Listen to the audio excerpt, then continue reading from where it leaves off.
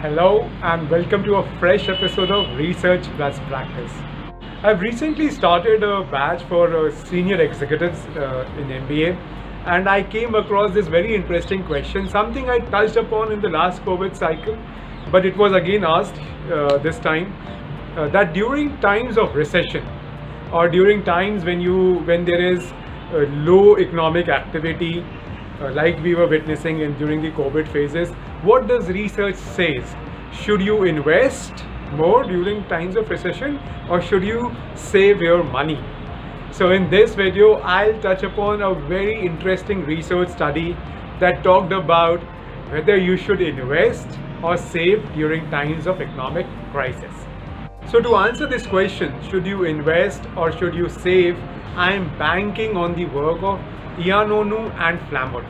Their work was also written out in HBR in the 2019 edition, and the link to same is given in the description. So interestingly, they collected data of companies in the 2007-8-9 crisis, publicly available data which they picked up, and they looked at what did firms do during the economic crisis in US in the 2007-9 period. And then they tried to look into the next 4 years as to how their performance went after doing those strategic investment in those time frame. Now, interestingly, there are two typical approaches that you can think of. One, the firm will not invest, will save money, and so will work on the philosophy of save your way through to the crisis, to the end of the crisis.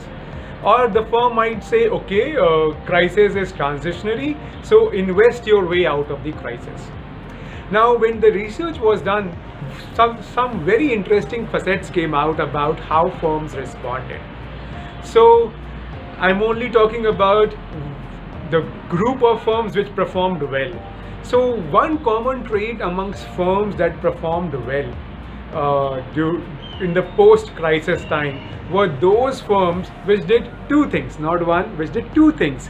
So they saved on capex investments, they saved on their workforce, so they did not go for massive additions in headcounts, or they did not go in for large-scale capex investments.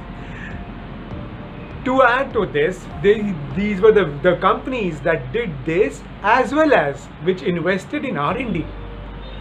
And surprise, surprise, invested in CSR came out to have the best results. So the companies which followed the two-pronged approach, number one, save on capex and addition of workforce. Number two, invest in R&D and CSR. They showed more or higher economic performance than any of their peers. So if this data point is true, which it is, you can draw two very interesting conclusions. Number one, invest in R&D during crisis. Why? Because that is the intellectual side of your business.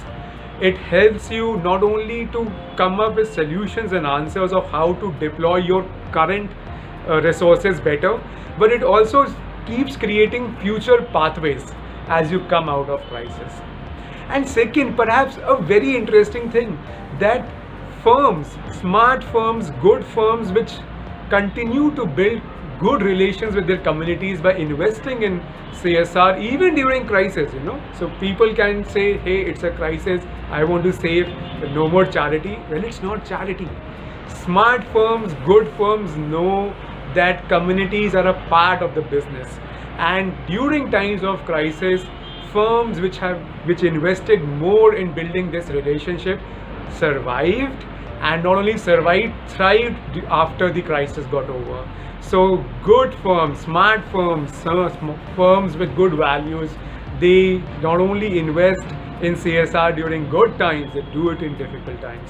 So the mantra that the data tells us from research, whether you should invest in crisis or not, the answer is you have to invest in crisis, but you have to do it smartly. So avoid large capex investments or large workforce additions, but work towards investing on R&D, work towards investing on your CSR. As always, it's a research, so there would be outliers. Some of these things might be applicable to your firm, so take it with that pinch of salt. If you wish to read more about this research, the link is given in the description, and I would encourage you to go through that reading in detail. So thanks for your time. Until next time, goodbye. Take care.